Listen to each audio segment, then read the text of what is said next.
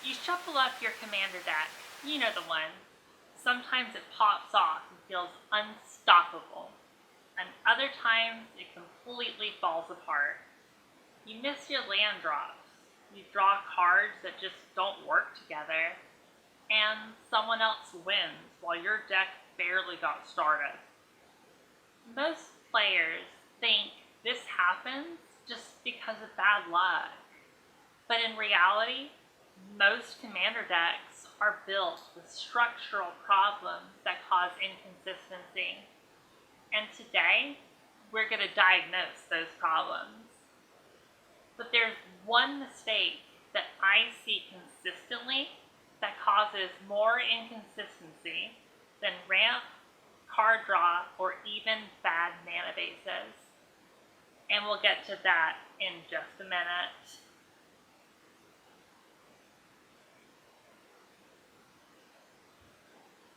Hey y'all, I'm Nicole RN with Commander on Call, and welcome to Deck Diagnosis, this series where we treat commander decks like patients.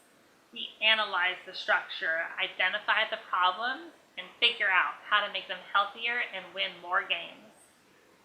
Because when a commander deck is built correctly, it shouldn't feel random, it should feel smooth. So what's the first thing I check when diagnosing a deck? Let's clock in and find out.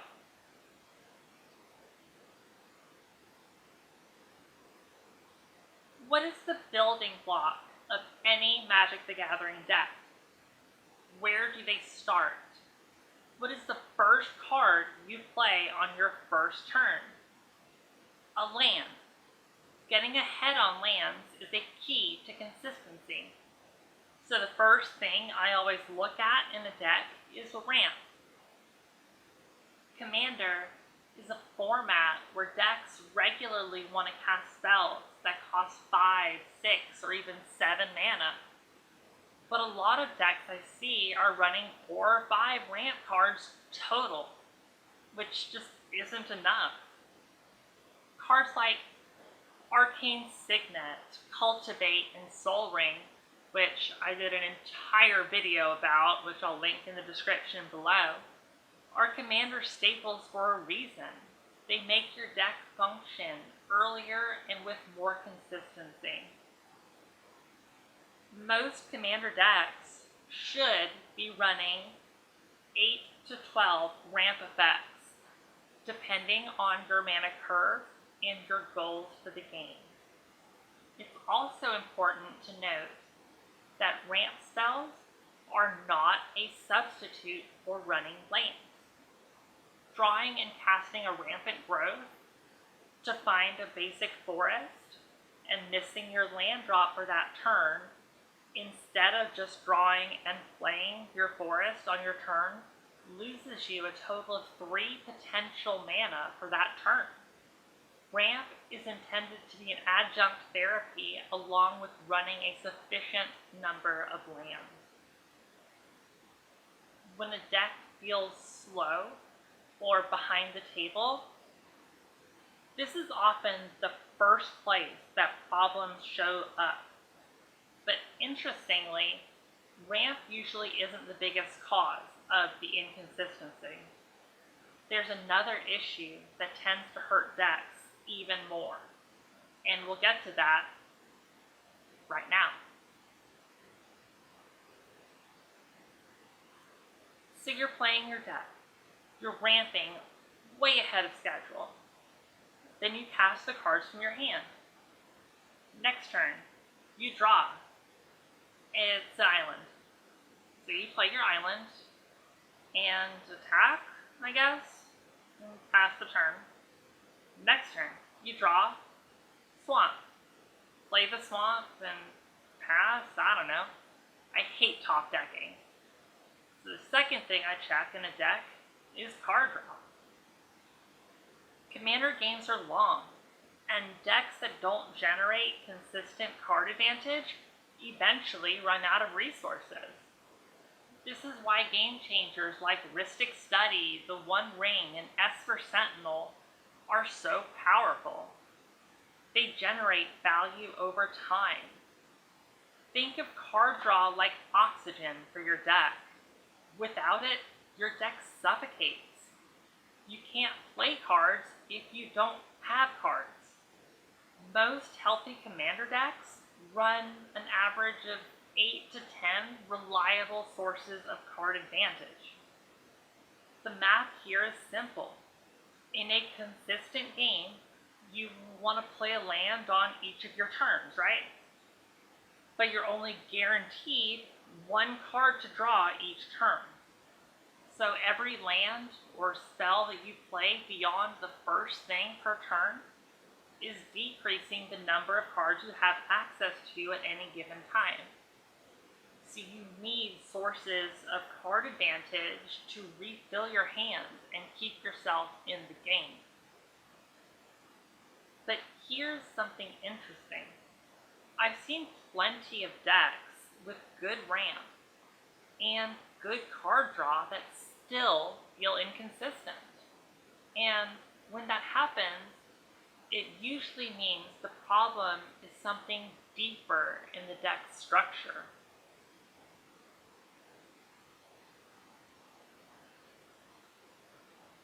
Last week at Friday Night Magic, you played against this beast BB Orniteer deck that they slapped a Curiosity on him, and so you put BB into your Animar Soul of Elements deck. And I can't wait to give Erin a taste of her own medicine. Except BB cares about non-creature spells, and Animar really only cares about creatures, making BB next to useless. Now, BB is undeniably a strong card, but not in this deck. So now we get to discuss the biggest problem that I see in Commander decks.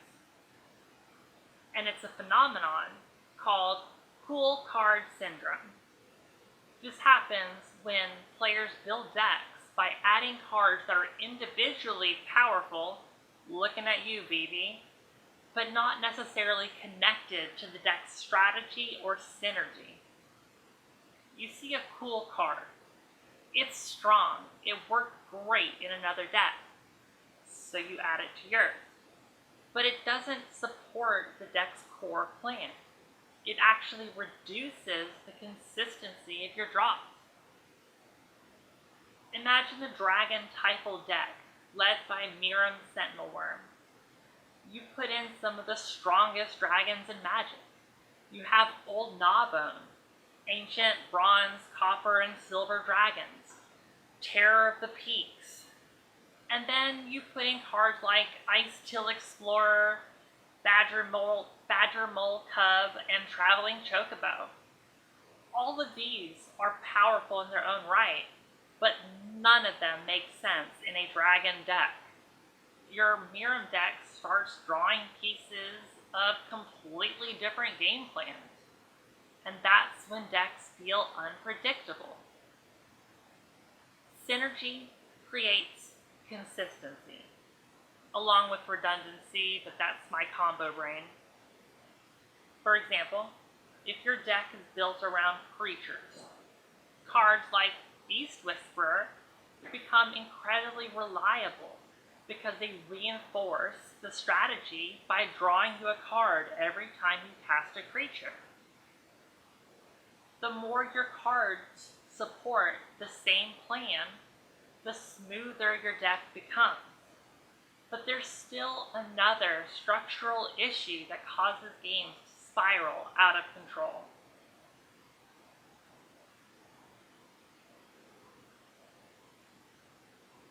Now, you're playing your Kinnan Bonder Prodigy combo deck. You built it from the ground up with plenty of ramp, tons of card draw. You scrapped your pet cards a lot long ago. It's a lean, mean combo machine. Your plan is to get infinite mana with your Basalt Monolith and Kinnan. Once you have that infinite mana, you're going to draw your deck with Thrasios, Triton Hero, or Staff of Domination, and drop Thassa's Oracle for the win. You've got this. until the Anathea, Hand of Erebos player, targets your Kinnan with an oubliette. Kinnan phases out, and your entire deck is done until that enchantment is gone. You're not running enchantment removal.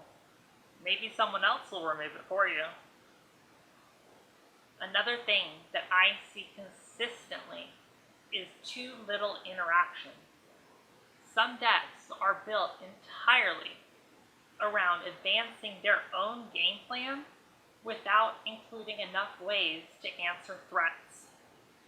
This is often referred to as greedy gameplay.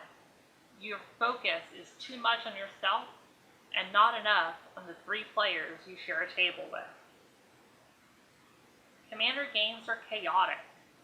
Someone is always going to resolve something dangerous, like a Maha's Feathers Knight, Elish Nor, Mother of Machines, or Vorinclex, Voice of Hunger.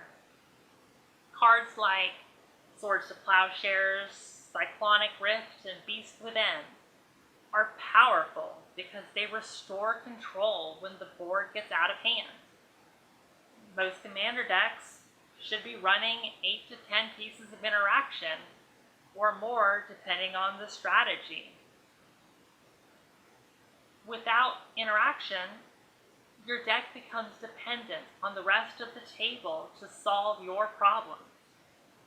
And that's when games start to feel random. You take your own fate out of your own hands. But even decks with good ramp, good card draw, strong synergy, and interaction can still struggle to win consistently. And that leads to my final diagnosis.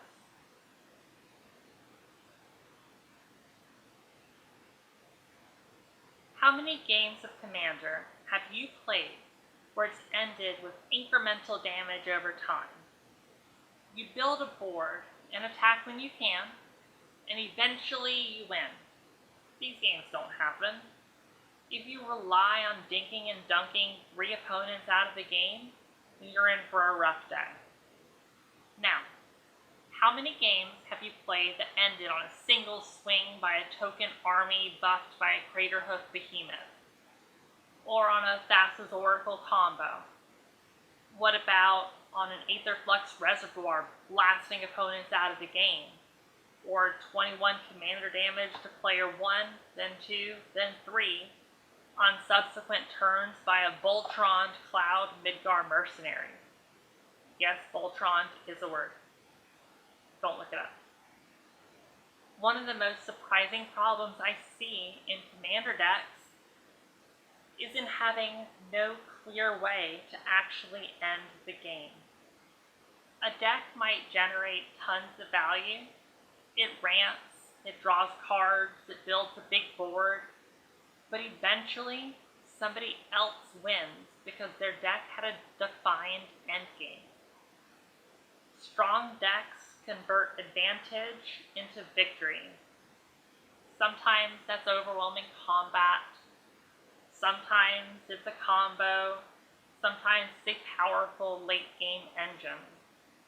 But all decks should have intentional paths to winning, not just value generation. How does this deck win? Should be one of the first questions you ask yourself when you build a deck, right after what colors do I want to play, and who should the color be, along with what type of deck do I want to build.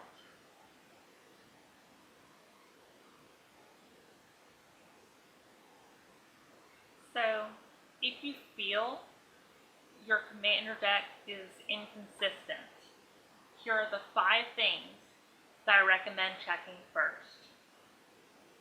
1. Do you have enough ramp? Do you have consistent card draw? Are your cards actually supporting the same strategy? Do you have enough interaction? And does your deck have a clear way to win?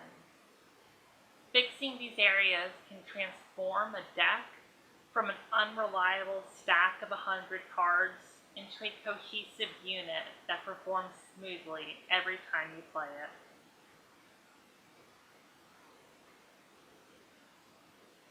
And now I'm curious, what commander deck do you own that feels the most inconsistent? And which deck do you have that is the most consistent? Let me know in the comments down below. I might even feature one in a future episode of Deck Diagnosis, and I'll tell you mine. And if you enjoy analytical breakdowns of commander decks, consider subscribing. Thank you for watching, and I'll see you in the next diagnosis. Now, clock out and go home.